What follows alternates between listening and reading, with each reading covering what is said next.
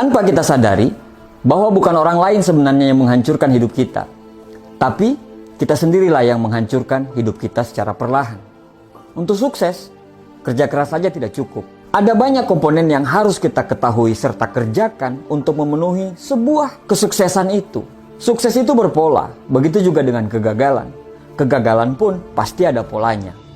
Ada 5 hal yang akan menghancurkan hidupmu secara perlahan. Yang pertama, membandingkan dirimu dengan orang lain. Membandingkan diri kita dengan orang lain kadang dianggap sebagai sebuah motivasi. Tapi ketika kita membandingkan sesuatu yang dia punya dengan sesuatu yang kita tidak punya, justru malah makin membuat kita semakin tidak percaya diri. Misalnya, kamu membandingkan dirimu dengan temanmu yang diciptakan dari lahir dengan paras yang sangat cantik. Sedangkan kamu diciptakan dengan paras yang biasa-biasa saja. Kita ini berbeda. Orang tua kita beda, tidak sama. Tiap manusia memiliki takdir dan penciptaannya masing-masing. Tapi, yang harus digarisbawahi adalah bahwa manusia memiliki kekurangan dan kelebihan masing-masing. Mungkin kamu bisa kurang dari hal yang lain, tapi pasti kamu akan dilebihkan dalam hal yang lain. Jangan selalu membandingkan kekuranganmu dengan kelebihan orang lain. Jangan selalu membandingkan hidupmu secara nyata dengan postingan orang lain di media sosial. Tidak adil rasanya. Kalau kamu selalu membandingkan, maka kamu akan selalu merasa kurang dan selalu berpikir bahwa Tuhan memperlakukanmu secara tidak adil. Belajarlah untuk menerima kekurangan dan mulailah mengasah kelebihan. Tuhan itu sangat adil, kita aja yang tidak bersyukur.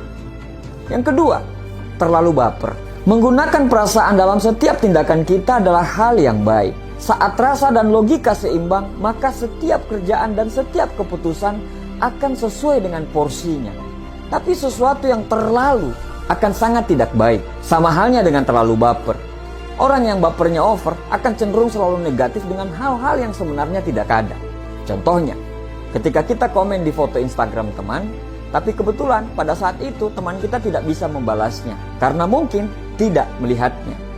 Kamu pun menjadi kesal dan terus berpikir kenapa temanmu tidak membalas komen kamu. Akhirnya banyak prasangka terhadap teman kamu dan juga terhadap dirimu sendiri.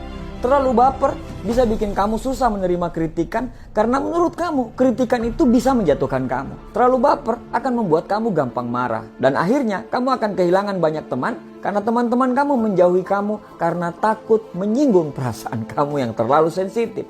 Kamu akan susah beradaptasi dengan lingkungan baru. Kenapa? Karena kamu orangnya selalu negatif thinking kepada orang lain, apalagi pada orang baru. Jangan terlalu baper dengan postingan orang. Siapa tahu dia hanya ingin mengingatkan dirinya sendiri. Jangan terlalu baper dengan senyuman orang. Mungkin dia seperti itu kepada semua orang. Baper itu bagus, tapi terlalu baper itu bisa menghancurkan hidupmu secara perlahan. Yang ketiga, sering protes dengan keadaan. Mungkin mayoritas orang-orang di dunia ini akan mengatakan bahwa hidup itu anugerah. Tapi ternyata ada sebagian orang yang merasa hidup itu penuh ketidakadilan dan penuh kesedihan. Bahkan kata-kata mereka kalau lagi membela diri itu seperti ini. Aku itu tidak ingin dilahirkan seperti ini. Jika bisa memilih, aku tidak ingin dilahirkan. Siapa yang bisa memilih lahir dari anaknya siapa? Anaknya dokter mungkin, profesor, pemulung, tukang ojek, atau siapapun itu. Hidup itu proses, bukan banyak protes. Bill Gates mengatakan, lahir dalam kondisi miskin itu bukan salah kita. Tapi mati dalam kondisi miskin itu mutlak salah kita. Hidup itu anugerah. Hidup kita ini tidak lama. Jangan habiskan energi dan waktumu hanya untuk merenungi nasib. Jangan sia-siakan usiamu hanya untuk selalu protes dengan keadaan. Lebih baik nikmati dan syukuri apa yang terjadi. Kalaupun sakit dan kepedihan yang diberikan, berarti Tuhan lagi menyuruh kita untuk melatih kesabaran. Karena hidup ini diciptakan dalam 2 kutub. Ada gelap sebelum ada terang. Pasti ada hujan sebelum ada pelangi. Pasti ada kepedihan sebelum ada kebahagiaan. Berbahagialah seberat apapun cobaanmu. Yang keempat, tidak mau beradaptasi dengan perubahan. Hidup ini bukan status quo, menetap, tidak bergerak, dan tidak ada perubahan sama sekali. Hidup ini adalah suatu perjalanan. Ada perjalanan yang mendaki menuju tempat yang lebih tinggi, ada perjalanan menurun, ada yang belok kanan, ada pula yang belok kiri. Kenapa dinosaurus punah? Karena dinosaurus tidak mau berubah. Salah satu ciri-ciri orang yang cerdas adalah dia mampu beradaptasi terhadap perubahan zaman. Hidup ini adalah proses perubahan. Teruslah belajar dan beradaptasi. Kamu akan punah apabila kamu tidak bisa beradaptasi. Yang kelima, dikelilingi oleh orang-orang yang salah. Menjadi apa kita di tahun-tahun yang akan datang, itu akan ditentukan oleh 2 hal. buku apa yang kita baca, dan dengan siapa kita bergaul. Bergaul dengan tukang parfum, maka kita akan selalu wangi.